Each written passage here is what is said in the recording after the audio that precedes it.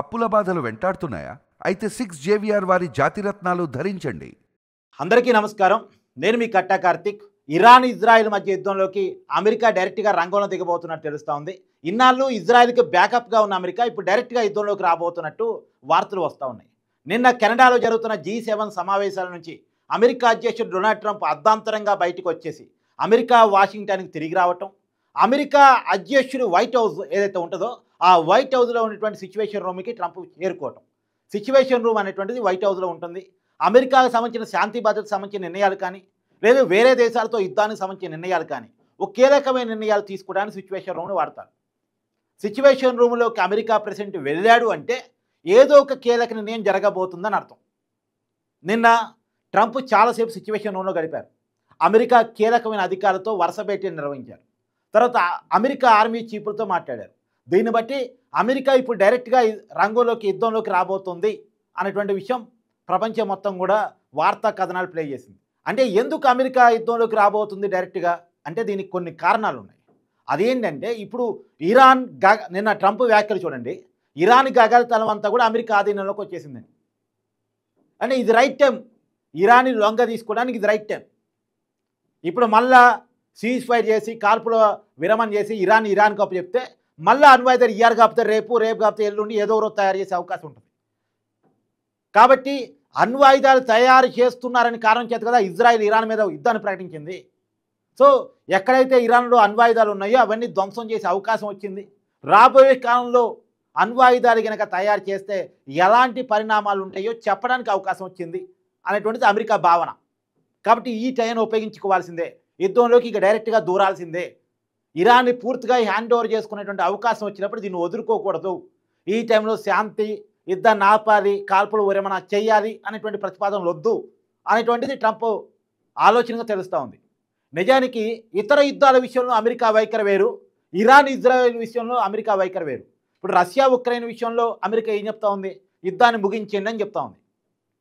పైగా ఇక రాబోయే కాలంలో ఉక్రెయిన్కి మేము ఈ గతంలో చేసినట్టు సహాయం చేయలేమని చెప్తా ఉంది. బైడెన్ చాలా సహాయం చేశాడు కానీ నేను చేయలేను అని ట్రంప్ చెప్తా ఉన్నాడు. తర్వాత భారత్ పాక్ విషయంలో కూడా ట్రేడు పేరు చెప్పేసి నేను యుద్ధాన్ని ఆపాను అని చెప్పేసి ట్రంప్ చెప్పుకున్నాడు. సరే దాన్ని భారత్ ఖండించినప్పటికీ ట్రంప్ అయితే చెప్పుకున్నాడు. అంటే భారత్ పాక్ యుద్ధం ఆగాలని ట్రంప్ కోరుకున్నాడు, రష్యా ఉక్రెయిన్ యుద్ధం ఆగాలని ట్రంప్ కోరుకుంటున్నాడు. కానీ ఇరాన్ ఇజ్రాయెల్ విషయంలో మాత్రం ఇరాన్ని పూర్తిగా హ్యాండ్ ఓవర్ చేసుకోవాలని ట్రంప్ భావిస్తూ ఉన్నాడు. ఎందుకంటే ఇది అవకాశం. ఇరాన్ గగనతలం మొత్తం కూడా అమెరికా ఆధీనంలోకి వచ్చేసింది.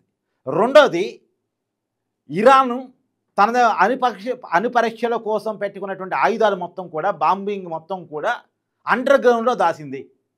అండర్ గ్రౌండ్లో కూడా 80 మీటర్ల లోపల నుంచి 300 మీటర్ల లోపల అండర్ గ్రౌండ్లో అణు ఆయుధాలకు సంబంధించినటువంటి బాంబింగ్స్ మొత్తం కూడా దాచింది. వాటిని ధ్వంసం చేయాలి. వాటిని ధ్వంసం జరిగే కెపాసిటీ ఇజ్రాయెల్ దగ్గర లేదు, అమెరికా దగ్గర మాత్రమే ఉంది. ఆ బాంబింగ్స్ని ధ్వంసం చేయగల బాంబులు అమెరికా దగ్గర మాత్రమే ఉన్నాయి. ఈవెన్ దో ఫైటర్ జెట్లు ఆ అండర్ గ్రౌండ్లోకి బాంబింగ్లు పంపించి వాటిని ధ్వంసం చేయగల కెపాసిటీ ఉన్నటువంటి ఫైటర్ జెట్లు అమెరికా దగ్గర మాత్రమే ఉన్నాయి. కాబట్టి ఈ ఫైటర్ జెట్ని, ఈ బాంబింగ్స్ని ఉపయోగించాలంటే అమెరికా డైరెక్ట్గా రంగంలో దిగాల్సిందే, తప్పదు, ఆప్షన్ లేదు. కాబట్టి గతంలో ఆఫ్ఘనిస్తాన్ మీద అమెరికా యుద్ధం చేసినప్పుడు వాటిని వాడింది, ఆ బాంబింగ్స్ని, ఆ ఫైటర్ జెట్ని వాడింది. మళ్ళీ ఇప్పుడు ఇరాన్ విషయంలో వాడాలి. ఎందుకంటే ఇజ్రాయిల్ వాడలేదు కాబట్టి అమెరికా డైరెక్ట్గా వచ్చి వాటిని వాడి ఏ అణ్వాయుధాల పేరు చెప్పి ఇరాన్ మీద దాడి చేశారో ఆ అణ్వాయుధాలను ధ్వంసం చేయాలి. అందుకని డైరెక్ట్గా యుద్ధంలోకి రావాలని అమెరికా భావిస్తున్నట్టు తెలుస్తోంది. రెండోది, ఇరాన్ని పూర్తిగా తమ హ్యాండ్ ఓవర్ చేసుకోవడానికి, తమ చేతుల్లోకి తీసుకోవడానికి వచ్చిన అవకాశాన్ని వదులుకోకూడదని అమెరికా భావిస్తుంది. ఇంకోటి ఏంటంటే ఇప్పటికే ట్రంప్ కీలకమైన వ్యాఖ్యలు కూడా చేశాడు.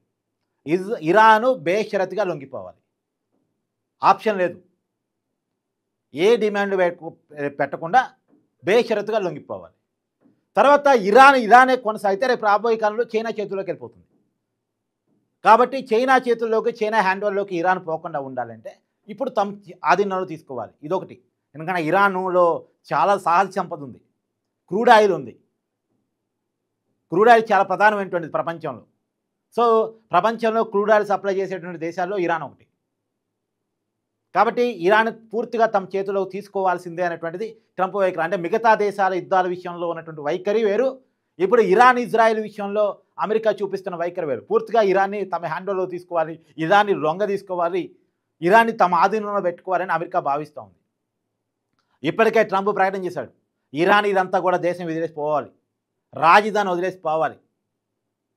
ఇప్పటికే ఇరాన్ రాజధాని మీద బాంబులు వర్షం కురిపిస్తూ ఉంది ఇజ్రాయెల్. ఇప్పటికైతే అమెరికా కొంత సైన్యాన్ని బాంబింగ్స్ పంపించినప్పుడు కూడా డైరెక్ట్గా ఇంకా యుద్ధంలోకి రాలేదు అమెరికా, కానీ రాబోతుంది. ఇప్పటికే పూర్తిగా గగనతలాన్ని తమ స్వాధీనంలో తీసుకుంది. సిచ్యువేషన్లో ఎప్పుడైతే ట్రంప్ మీటింగ్ పెట్టాడో, మీటింగ్ పెట్టినటువంటి కొన్ని గంటల్లోపే ఇరాన్ గగనతలం మొత్తం తమ ఆధీనంలోకి వచ్చినట్టు అమెరికా ప్రకటించింది. అంటే అమెరికా రంగంలో దిగింది. ఇక యుద్ధంలోకి రాలేదు అని చెప్పడానికి కూడా లేదు, యుద్ధంలోకి వచ్చిందని చెప్పరు, ఒక రకంగా చెప్పాలంటే. కాబట్టి ఎట్టి పరిస్థితుల్లో ఇరాన్ని పూర్తిగా క్యాప్చర్ చేసుకోవడానికి, మరి ఇరాన్ తనంతో తాను లొంగిపోతుందా, ఇంకా యుద్ధం చేస్తూనే ఉంటుందా తెలియదు. ఇప్పటికంటే ఇరాన్కి సంబంధించినటువంటి 2 ఆర్మీ చీఫ్లు చనిపోయారు. మొదట ఆర్మీ చీఫ్ ఇజ్రాయెల్ని చంపేసింది. ఆర్మీ చీఫ్ స్థానంలో కొత్త ఆర్మీ చీఫ్ను పెడితే అతన్ని కూడా మళ్ళీ ఇజ్రాయెల్ చంపేసింది. ఇప్పటికీ 2 ఆర్మీ చీఫ్లు చనిపోయారు. ఆ దేశానికి సంబంధించిన సుప్రీం, ఇరాన్కి సంబంధించిన సుప్రీం అతను ఎక్కడ దాక్కున్నాడు, ఎక్కడ తలదాచుకున్నాడో మాకు తెలుసు అని చెప్పేసి అమెరికా అధ్యక్షుడు డొనాల్డ్ ట్రంప్ నిన్న ప్రకటించారు. ఇరాన్ సుప్రీం ఎక్కడ ఉన్నాడు అనేది మాకు తెలుసు, మేము అతన్ని బయటికి లాగాలని, అతన్ని చంపాలని మేము అనుకోవటం లేదు. కాకపోతే మేము చెప్తా ఉన్నాం, బేషరతుగా లొంగిపోవాలి అంటే ఇరాన్ లొంగిపోవాలి. ఇది అమెరికా డిమాండ్. అమెరికా చెప్తున్న మాట, మీరు లొంగిపోతారా, మమ్మల్ని లొంగ తీసుకోమంటారా, మీరు మీ భూభాగాన్ని మొత్తం మాకు హ్యాండ్ ఓవర్ చేస్తారా, లేదంటే మమ్మల్ని హ్యాండ్ ఓవర్ చేసుకోమంటారా, మీరు మా ఆధీనంలోకి వస్తారా, లేదా మిమ్మల్ని మా ఆధీనంలో తెచ్చుకోమంటారా, మీరంతా మీ వస్తారా, మేము తెచ్చుకోవాల్సిన పరిస్థితి క్రియేట్ చేస్తారా అనేది ట్రంప్ వార్నింగ్ ఇస్తూ ఉన్నాడు. అంటే సుప్రీం కూడా నువ్వు ఎక్కడున్నావో తెలుసు, నిన్ను మట్టు పెట్టగల కెపాసిటీ కూడా మా దగ్గర ఉంది, కాకపోతే ఇప్పటికిప్పుడు మిమ్మల్ని మట్టు పెట్టాలని మేము అనుకోవట్లేదు, మీరు లొంగిపోతే చాలా మంచిది, అది కూడా ఎలాంటి డిమాండ్ పెట్టకుండా బేషరత్తుగా అని చెప్పేసి ట్రంప్ చెప్తా ఉన్నాడు. ఈ వ్యాఖ్యను బట్టి కూడా అమెరికా యుద్ధంలోకి వస్తుంది అనేటువంటిది మనకు అర్థమవుతున్నటువంటి విషయం. కానీ ఏది ఏమైనా ఇప్పటికే ఇరాన్ పౌరులు వదిలేస్తున్నటువంటి సిచ్యువేషన్ కూడా ఇప్పటికే పేపర్లలో, వార్తల్లో మనం చూస్తూ ఉన్నాం. పెద్ద ఎత్తున ఫోటోలు, వీడియోలు కూడా సర్క్యులేట్ అవుతూ ఉన్నాయి. పెద్ద ఎత్తున కాళ్ళు వేసుకొని ఇరాన్ వదిలేసి పాకిస్తాన్ వెళ్ళిపోతున్నటువంటి విజువల్స్ బాగా వైరల్ అవుతుంది.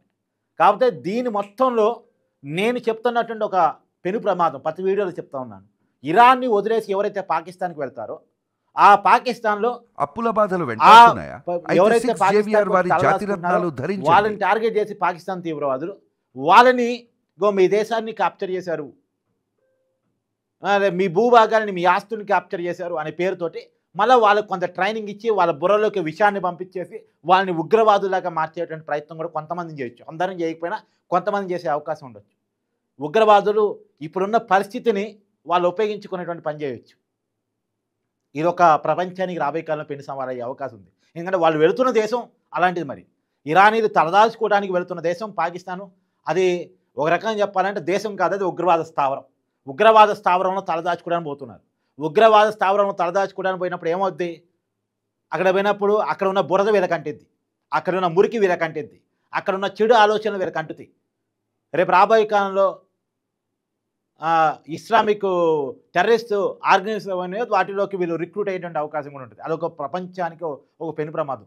ఇరాన్ ఇప్పటికిప్పుడు అమెరికా, ఇజ్రాయెల్ తమ ఆధీనంలో తీసుకున్నప్పటికీ కూడా ఎవరైతే ఇరానీలు పాకిస్తాన్కి వెళ్ళారో వాళ్ళ విషయంలో జాగ్రత్త వహించకపోతే మాత్రం వాళ్ళ మైండ్లోకి విషయాన్ని పంపించి వాళ్ళు కొంతమందినైనా ఉగ్రవాదులుగా మార్చేటువంటి ప్రయత్నం పాకిస్తాన్ చేయొచ్చు, పాకిస్తాన్ టెర్రరిస్ట్ సంస్థ చేయొచ్చు అనేటువంటిది నేను చెప్తున్నటువంటి ఒక పాయింట్. దాన్ని మాత్రం ఖచ్చితంగా ప్రపంచం చాలా సీరియస్గా ఆలోచించాలి.